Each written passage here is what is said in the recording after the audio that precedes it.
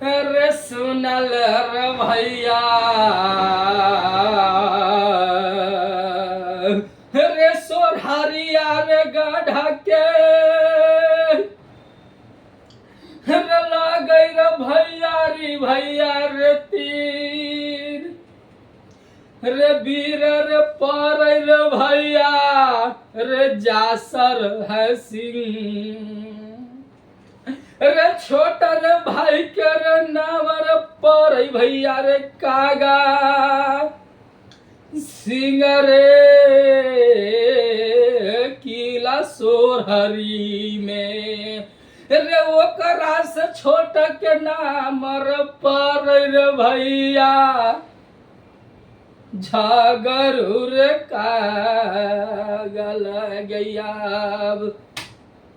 रे सुनो रे शेर, रे सोरहरिया के कहानिया भैया सुनावे जाते हैं अब, रे कैसे रे विपतिया रे परै भैया बिरजासर सिंह को, रे कैसे बाना भटक दाए भैया आल्हा सिंगिया। जैसे ही बउआ उदल माता देवला के कोख से अवतार लेके ये भैया, जैसे ही बउआ उदल सिंह माता देवला के कोख से जन्म दिलकै, वैसे ही पंडित जी के बुला के बिरजासर सिंह ने पतरा दिखाए कि मेरा बउआ उदल सिंह को कैसा निछत्ता है, कैसा भाग रेखा है। हो भैया भगिया हो मैं परलई दो सवार ए भौआ उदल सिंह को याब। जैसे पंडित जी बोले, देखिए जासर सिंह महाराज, आपका सोरहरी घर में एक लड़का जन्म लिया है, उसका आपका पुत्र है, उसका नाम है उदल सिंह, उसका जन्म से निछत्तर है, उसका कुंडली में दोष है महाराज जासर सिंह, इसका कुंडली का आपको ग्रहण कराना पड़ेगा महाराज जासर सिंह देश सोरहरी राज में। तब बोलते हैं बिरजासर सिंह, बोलिए ये तिरहुत के व्यास पंडित जी, कैसे हम अपना बबुआ का उदल का ग्रह कटाए, कैसे अपना बबुआ का दर्पण देखे सूरत, किसे बबुआ उदल सिंह को हम गोदी में खिलाए। वैसे पंडित जी बोलते हैं, देखिए बिरजासर सिंह महाराज, हो 7 भदियायाम मंगा के 7 ब्राह्मण को खिला को, तब आपको बबुआ उदल को गरहू कटेगा। तो ऐसे बबुआ उदल का गरह नहीं कटने वाला है। बिरजासर सिंह ने बोले, ठीक है पंडित जी, मेरा नवल बगीचा में भदिया आम का गाछ है, मैं वहीं से अपने पुत्र आल्हा को भेजकर, अपने सिपाही को भेजकर भदिया 7 आम मंगा के 7 ब्राह्मण को बैठा के हम भोजन कराएंगे। पंडित जी, इतना पंडित जी सुन लिया बात, रे जैसी रे बोलिया रे बोले रे भैया बिरजासर सिंह बबुआ आल्हा सिंह को याब। बिरजासर सिंह बोलैया बउआ आल्हा सिंह को, बउआ आल्हा सिंह जाओ अपने नवल बगीचा में, भदिया आम का गाछ है, अभी आम पकता रहेगा, जाओ मिलन सिपाही को लेकर 7 भदिया आम तोड़ के ले आओ, बउआ उदल का गरहू कट जाएगा पंडित जी के भोजन करा के। जैसे बउआ आल्हा सिंह अपने पिता जासर सिंह को शिकार करके अपने मिलना सिपाही को लेकर चल गए नवल बगीचा में भैया। थोड़ा समय के बाद जैसे नवल बगीचा में पहुंचता है भैया आल्हा सिंह और साथ में मिलन सिपाही, जैसे जैसी झटहा मारता है मिलन, वैसी एक पका हुआ आम टपक जाता है। भैया एक कहानी सोरी का लड़ाई का है। एक कहानी ध्यान देकर सुनिए। ये भाग में नहीं बतलाऊ, अगला भाग में जरूर बतलाऊंगा, लेकिन मेरा वीडियो लाइक सब्सक्राइब जरूर कीजिएगा। जैसे ही मिलना झटहा मारता है आम पे, वैसे आम फूट के टपक पड़ता है। वैसी बउआ आला सिंह मुख में लगा लेता है। वैसे देख लेता है झगड़ू सिंह। झगड़ू सिंह आला सिंह को चाचा। भैया जोर के गाछी बंटवारा भाई, जोर के गाछी सब साझी में होता है भैया, लेकिन फिर भी झगड़ू सिंह ने जैसे आला सिंह एक आम मुख में लगा लिया, वैसे झगड़ू सिंह ने बोलता है, रे की रे करनवा रे आले नवल रे बगिया में, अरे काथी लगी रे आला नवल राज बगिया में, रे मार रे जावे रे कागा सिंह के हाथ आव, रे पराना नहीं रे बचेगा रे आला सिंह नावल बगिया में। तब आला सिंह बोलते हैं, क्यों चाचा जी, मेरा भाग है, मैं अपने बाग में आया हूं, अपने बाग में आम तोड़ा हूं, किसी को तो मैं कुछ लोग समझ नहीं जवाब। बोलता मूर्ख आला सिंह, ये बाग तेरा नहीं है, ये बाग मेरा है, कागा झगड़ू सिंह का ये बाग है, ये तेरा पिता जासर सिंह का बाग नहीं है। रे मार मार रे पिठिया पर कोरावा दे बउआ सिंह आयाब, रे जिंदा न छोड़ेगा रे नवल बगिया के पास। जब इतना बात सुनता आला सिंह भैया कागा सिंह को बोलते हैं, हो भैया कागा सिंह, हो अपना सोहरी गढ़ राज में हो एक सुंदर बबुआ जन्म लिया है भैया, हो वही बबुआ खातिर हम नवल बगीचा में आए हैं भैया। हो पंडित जी लिख दिया शनिचरा ग्रह बबुआ उदल सिंह को, और जैसी सत्या 7 को भदिया हम लेके जाएंगे भैया, 7 पंडित जी मिलके बबुआ उधल के गरु कटाएंगे भैया। रे घूमी लौटा जोर रे आला सिंह, रे किला रे सोहरिया राजा है। जैसे ही बउआ आला सिंह को और मिदना सिपाही को कागा झगड़ू मार के पीठी पर कोरा लाल कर दिया था, लेकिन आला सिंह हाथ नहीं उठाया भैया। क्यों? कि आला सिंह जानता है जिसको हम हाथ उठाएंगे वो साला जल को भस्म हो जाएगा, इसलिए आला सिंह हाथ नहीं उठाया, क्योंकि उसका चाचा समान पिता समान वीर कागा झगड़ू सिंह है भैया। लेकिन फिर भी मार खाते रह गए, हार मान गए, लेकिन फिर बाद में हार मान के गए अपने पिता जासर सिंह को पास भैया। जैसे बोलते हैं, जैसे जासर सिंह बोलते हैं, बेटा आला सिंह तुम भदिया आम ले आया? बोलता है नहीं पिताजी, भदिया आम हम नहीं ला पाए। बोलता है क्यों बेटा आला सिंह? चाचा हो लगे झगड़ू और कागा हो पिठिया पर को रहो मारी के बदनिया भैया, आ कर दिया है फुलाई के लाल। हो बोलता है भैया कागा झगड़ू, रे सारा रे कलंक कर देंगे नावल बगीचा में।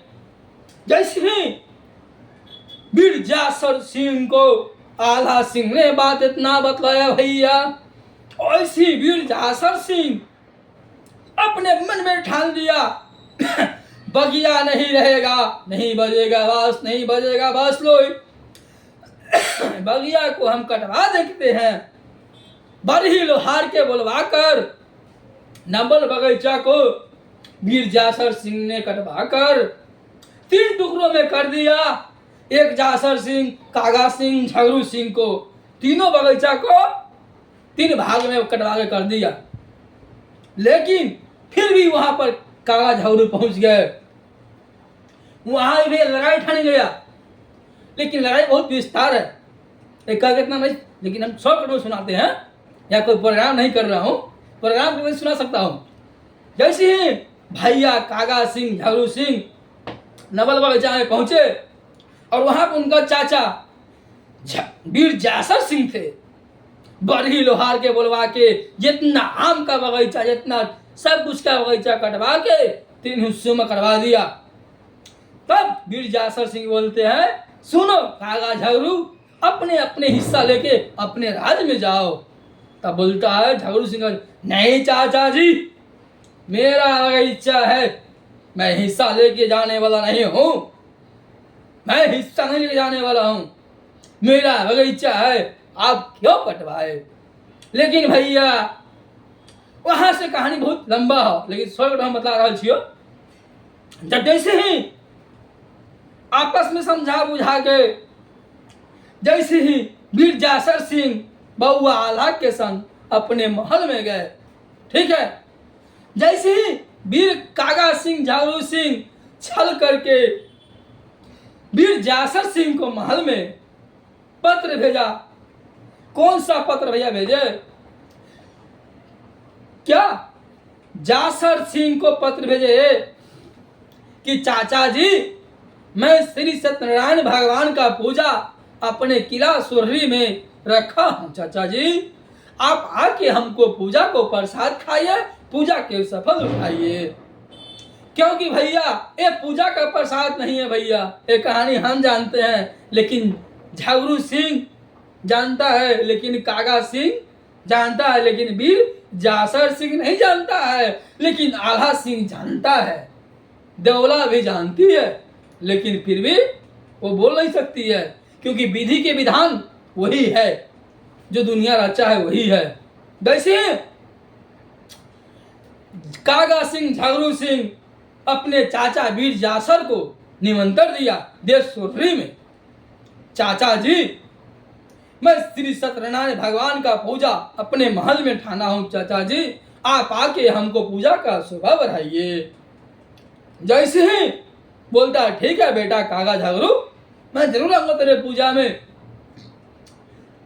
कागा झगड़ू निमंत्रण चले गए, लेकिन वीर जासर सिंह ने अपने पत्नी को, देवला सती को और बाबुआ आल्हा सिंह को बोल रहे हैं, क्या बाबुआ कागा झगड़ू का पत्र आया है किला सुररी से, मैं वहां उनको पूजा में जा रहा हूं। माता देवला बोलता है मत जाइए स्वामी, मत जाइए। आल्हा सिंह भी रोकते हैं, पिताजी मत जाइए, मत जाइए। फिर भी वीर जासर सिंह ने बात नहीं मानते हैं, फिर बोलते हैं मेरा भतीजा बेटा दाखिल है, मेरा निमंत्रण दिया, हमको जाना फर्ज है भैया। जैसे माता देवला समझाया पतिदेव मत जाइए आप, फिर भी वीर जासर सिंह ने बात नहीं माना। फिर आल्हा ने बोला कि पिताश्री मैं आपको साथ जाऊंगा चाचा झगड़ू का बंगला में, उनको पूजा के सफल करने के लिए भैया। तब वहां के बाद से कहानी दूसरा खेलते हैं। अब जब कागा झगड़ू वीर जासर सिंह अपने चाचा को निमंत्रण दे के आ गए, तब अपने बहन सती गौरा सुकुमार रहे, गौरा रहे इंसानियत पे भैया। लेकिन गौरा क्या बोला, गौरा आज तू खाना बना अपने मन से, अपने धन से, चाचा वीर जासर सिंह अपने महल में आने वाले हैं। तब बोले हैं ठीक है भैया जी, हम खाना बनाते हैं, लेकिन वो खाना में हेमंती कुमंत्री को सिखा के कागा सिंह जासर सिंह, कागा सिंह, झगड़ू सिंह ने खाना बनाया गौरा, लेकिन वो खाना में जहर मिलवा दिया, किससे, हेमंती कुलमंती से वीर कागा झगड़ू सिंह ने। क्योंकि जैसे आएंगे वीर जासर सिंह वैसे खाना खाएंगे, वैसे कागा सिंह मर जाएंगे। लेकिन भैया ऐसा नहीं होता है। आए कहानी सुनिए। जैसे ही वीर जासर सिंह ने पहुंचा दरवाजे पर, वैसे उनका कागा सिंह झगड़ू सिंह का पूजा समाप्त हो गया था। तब बोले भैया आल्हा सिंह पिता जासर सिंह को, पिताजी अभी ये पूजा समाप्त हो गया है, अब यहाँ पर हमको रुकना कोई अथी नहीं है। अब चलिए अपने घर को, बबुआ उदल का छठियार को हम तैयारी करते हैं।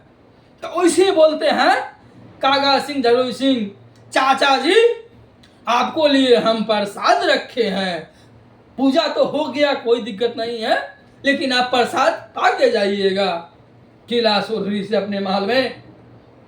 जैसे प्रसाद लाते हैं, प्रसाद कागा झगड़ू आते हैं, गौरा के हाथ से प्रसाद मंगवाता है।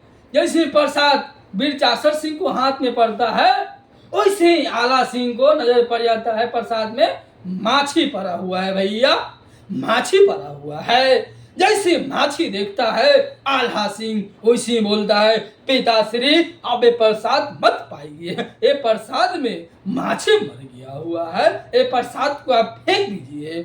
जैसे प्रसाद फेंक दिया, कागा झगड़ू आया, बोला चाचा जी रे आप प्रसाद पा लिए? बोलता हाँ बेटा कागा झगड़ू हमने प्रसाद पा लिए, अब हम चलते हैं अपने महल को।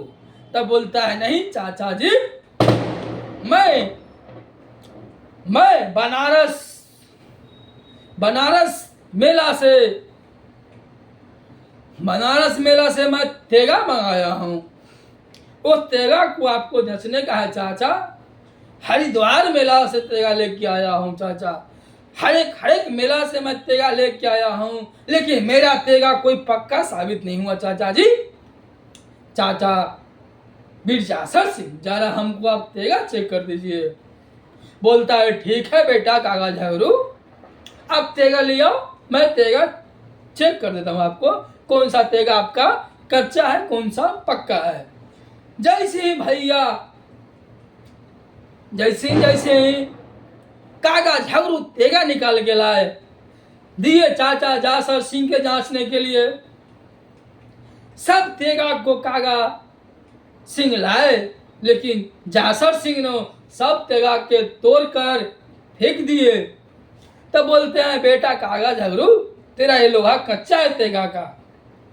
तब बोलता है रुकिए चाचा जी, मैं एक तेगा लाया हूं, ऐसा वो तेगा है, मैं किला बनारस से लेके आया हूं, क्यों नहीं ले आओ, उसको भी मैं चेक कर देता हूं। वो तेगा लाए। तो बोलता है चाचा जी ये तेगा आपको दांत से चेक करना पड़ेगा भैया। एक कहानी तो बड़ा भारी विपद है, दांत से चेक करने के लिए सर नीचा में झुकाना पड़ेगा। जैसे ही रे भैया जासर सिंह लगाया दांता में तलवार चेक करने खातिर। जैसे ही वीर जासर सिंह अपने दांत से तलवार चेक कर रहा था, वैसे वीर झागरू सिंह ने अपने चाचा जासर सिंह को सर से तन जुदा कर दिया भैया। जैसे आला सिंह देखा मेरा भाई चाचा जी वीर कागा झगड़ू ने मेरा पिता का सर छोप दिया, वैसे भागल चले गया कहां? झगड़ू के महल में पहुंच गए। कजन हे भाभी कुलवंती, हे भाभी हेमंती, हे तनी हमार प्राण बचा लो, हे भाभी हेमंती, हे पिता के सर छुपा गया किला सोहरी में, हे अकेला बच गया बबुआ आल्हा सिंह, हे परान हे बचा लेती हो हे भाऊजी, हे देवरा हे आल्हा को याद, हे जुग जुग नैया हे देवी तोरे जापति किला सोहरी में। भैया इतना आल्हा सिंह बोले, पुकारे, रोए, चिल्लाए, लेकिन फिर भी रानी हेमंती कुलवंती बात नहीं माने भैया। फिर भी रानी हेमंती कुलवंती कौन उपाय किए? रे पिठिया पकोरवा रे मारला त गुस्सा, रख दिया निकाला रे किला सोरहरी से। भैया हेमंती कुलवंती से वो भाभी माँ समान से वो दया मांगने गया था, हे भाभी मेरा जान बख्श दो, मेरा पिताजी का सर देश सोर्री में छोप लिया भैया कागा सिंह, लेकिन आप तो कम से कम दया करो एक बालक पर, मेरा जान कम से कम बख्श दो, हे भाभी कुलवंती हेमंती कम से कम मेरा जान बख्श दो भाभी। लेकिन आपस में विचार कर लिया कुलवंती हेमंती, क्या विचार किया, जैसन हमरा पिता के दुश्मन वैसन हमर दुश्मन।